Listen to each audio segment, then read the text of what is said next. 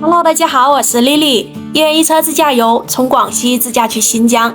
最近我来到了云南大理，并在这休整了一段时间。今天这期视频带大家沉浸式逛大理古城。也许你从来没有来过大理，也没有时间来大理，那么希望看了这个视频，能让你有跟我一起逛了古城的感觉。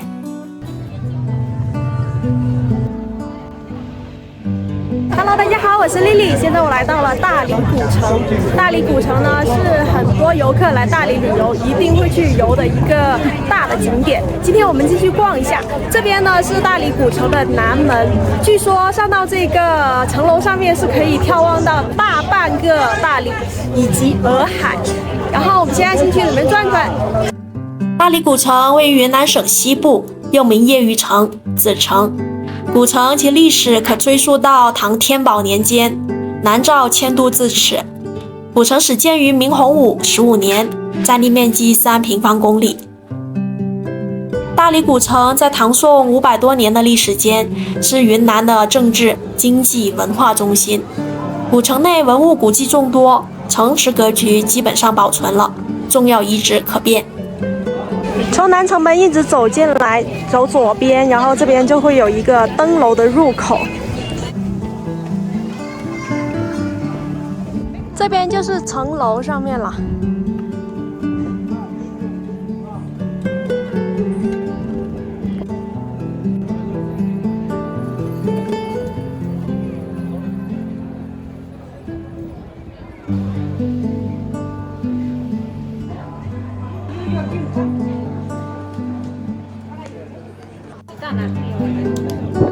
城楼大厅基本上都是卖一些工艺品，左边的拐角处有楼梯，走上去就可以来到城楼的最高处。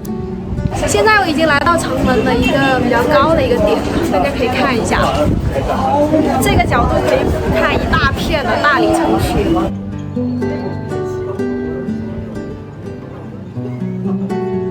苍山这边应该正在下雨啊，山上阴沉沉的，风特别大。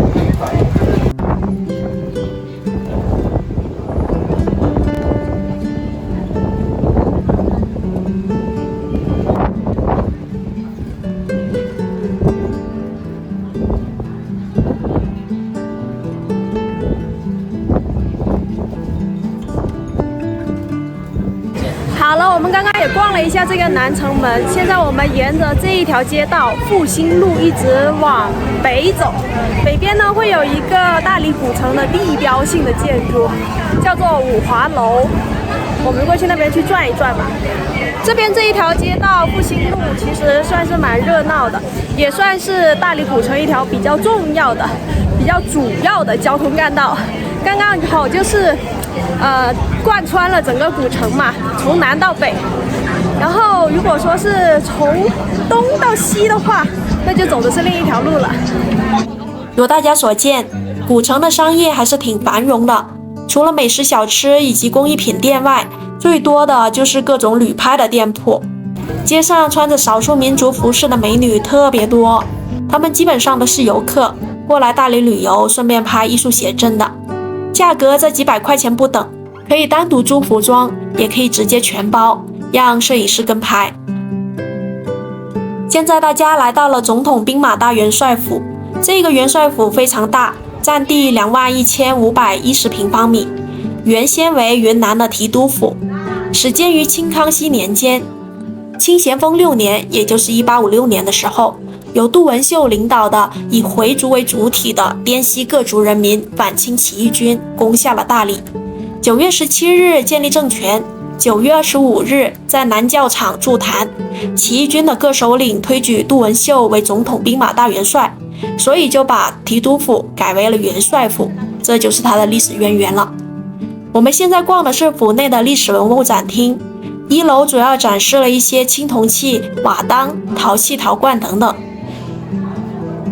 走到2楼，楼梯口的风景很美，拍照应该是很出片的。这个地方，2楼也基本上是一些生肖动物、兵马俑之类的陶器了。除了文物，还有书画展，大家感兴趣可以观赏一番。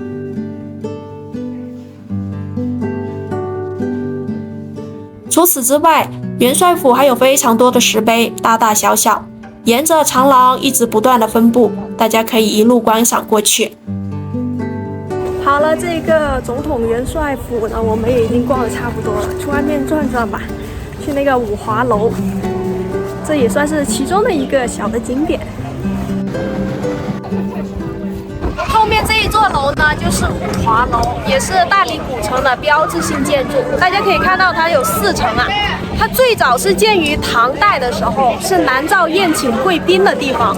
后来历经沧桑，多次被焚毁以及重建。最后遗存的时候呢，是在明代初年的，但是后来呢，也在文化大革命的时候拆除了。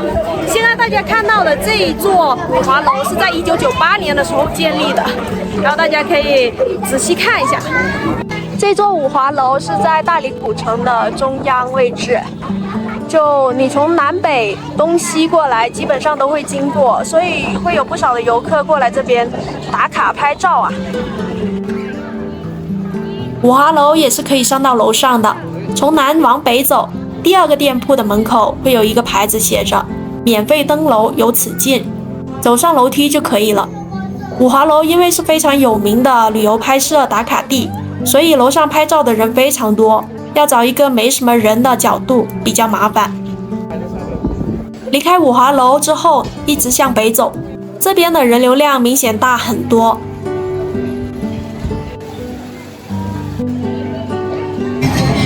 逛着就下雨了，朋友们。大理这边的天气啊，时而晴，时而下雨，就变化还是比较快的，就跟小孩子的脾气似的。沿着复兴路一直往北走，我们现在来到了一个交叉口。这个路口呢是人民路跟复兴路的交叉口，大家看这里非常多人。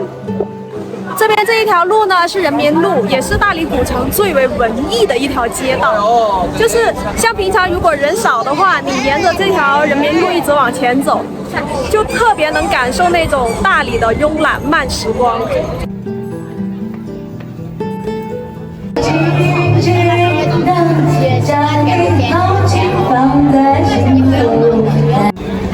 一直往北走，这边就会有一个文庙啊。等一下我们可以去参观一下，就是这边这个。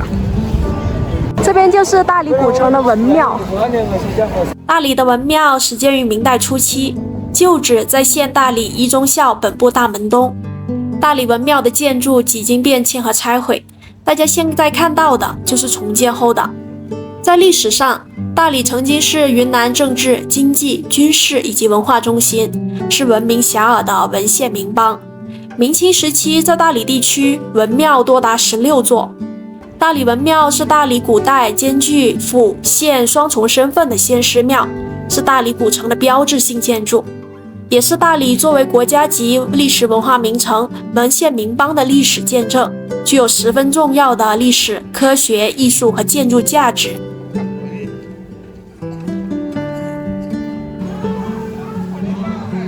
从文庙一直走出来之后，我们就来到了这个洋人街。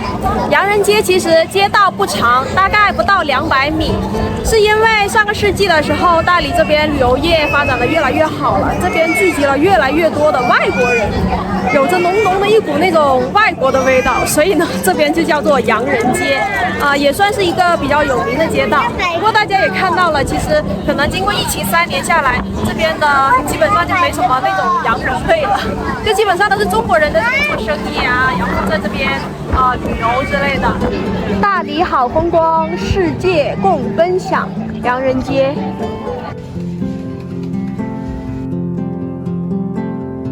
新华路这边的天主教堂始建于1927年，为什么这么多人会过来这边拍照呢？是因为这个教堂是大理白族文化与西方文化相融合的典型，也是世界上独一无二的一座教堂。大家可以看这里的建筑特色就知道了，这个教堂具有非常深厚的宗教文化内涵以及较高的艺术价值。